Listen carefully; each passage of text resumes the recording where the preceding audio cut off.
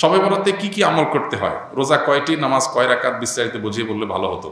এখনো পর্যন্ত এই মাসালা জানে না এমন মানুষ আছে কিনা দেশে খুব বেশি আমার জানা নাই। দীর্ঘদিন থেকে ওলামা একরাম অ্যাওয়ারনেস করছেন, সতর্ক করছেন।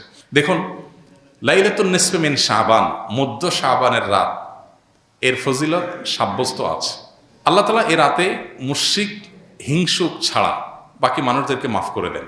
এবং এ রাতের ফজিলত সংশ্লিষ্ট আরো অনেকগুলো হাদিস আছে যেগুলো জয়ীফ সূত্রে বর্ণিত, কিন্তু এই একটা হাদিস গ্রহণযোগ্য সূত্রে বর্ণিত হওয়ার কারণে অন্য যেগুলো আছে সবগুলোর একসাথ করলে মোটা দাগে লাইলাতুন নিসফে মিন শাবান বা মধ্য শাবানের রাত, এটার নাম আমরা শবে বরাত দেই। আসল নামটা, হাদিস দেওয়ার নাম কোনটা?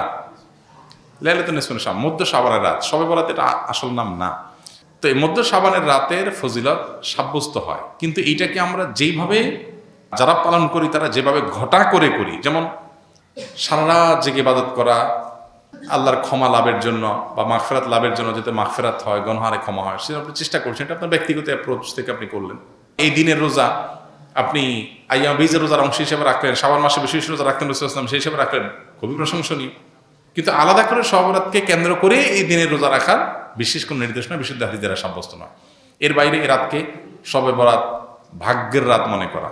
বরাত মানে ভাগ্য, আর বরাতের আরেকটা অর্থ হলো মুক্তি। মুক্তির অর্থে ঠিক আছে শবে বরাত, আল্লাহ মানুষকে মুক্ত করেন, কিন্তু ভাগ্যের অর্থে ঠিক নেই। সূরা দুখানের শুরুতে আল্লাহ বলেছেন, ফিহা ইউফরাকু কুল্লু আমরিন হাকিম ইন্না আনজালনাহু ফি লাইলাতিন মুবারাকাহ ইন্না কুন্না মুনজিরিন। আল্লাহ বলেছেন, কোরআন আমি একটি বরকতময় রাতে নাজিল করেছি। কোন রাত সেটা? ওই যে ইন্না আনজালনাহু ফি লাইলাতিল কদর। আরেক জায়গায় আল্লাহ বলেছেন, কোরআন একাত আর একাতের ব্যাখ্যা করে আল্লাহ বলেছেন, ফিহা ইউফরাকু কুল্লু আমরিন হাকিম। যে রাতে কোরআন নাজিল হয়েছে সে আয়াতের সে রাতে গুরুত্বপূর্ণ সব বিষয় ধার্য করা হয়। তার মানে লাইলাতুল কদরই গুরুত্বপূর্ণ বিষয়গুলো ধার্য করা হয়। অতএব শবে বরাতে ভাগ্য নির্ধারণ করা হয়, এটি বিশুদ্ধ মত না।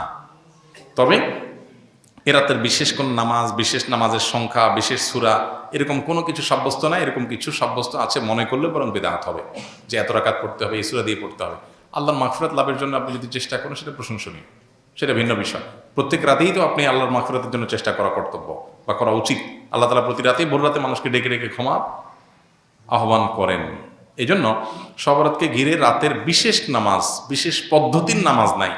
তবে এ রাতে ক্ষমার বিষয়টা সুসাব্যস্ত, ক্ষমা লাভের চেষ্টা করা এটা গ্রহণযোগ্য। শবে বরাতের জন্য নারীদের স্পেশাল আমল কি? নারীদের স্পেশাল আমল তো হালুয়া বানানো। স্পেশাল আমল মানে স্পেশাল কাজ। কারণ শবে বরাতকে কেন্দ্র করে হালুয়া টালুয়া বানানো হতো, হালুয়া রুটি, গোশত রুটি এগুলা বিতরণ করা হতো। এগুলো এখন যদিও উঠে গেছে, কালচারাল বিষয়, এগুলো উঠে যাওয়াতে যে নারীরা সব নেকামল শুরু করে দিয়েছে তাও হয় নাই, সেটা যেমন বাস্তবতা। আবার ঠিক একইভাবে কোরআন সুন্নাহ বলেনি এমন কিছু কোরআন সুন্নাহর আমল মনে করে এস্টাবলিশড করা, বেদাতকে জিয়ে রাখা, এর ভিতরেও ইমানদারের কল্যাণ নেই। সেটা আমাদেরকে মাথায় রাখতে হবে। তো শবে বরাতকে কেন্দ্র করে নারীদের জন্য স্পেশাল কোনো আমল নাই। এগুলো ইউটিউবারদের বিভিন্ন আইটেম।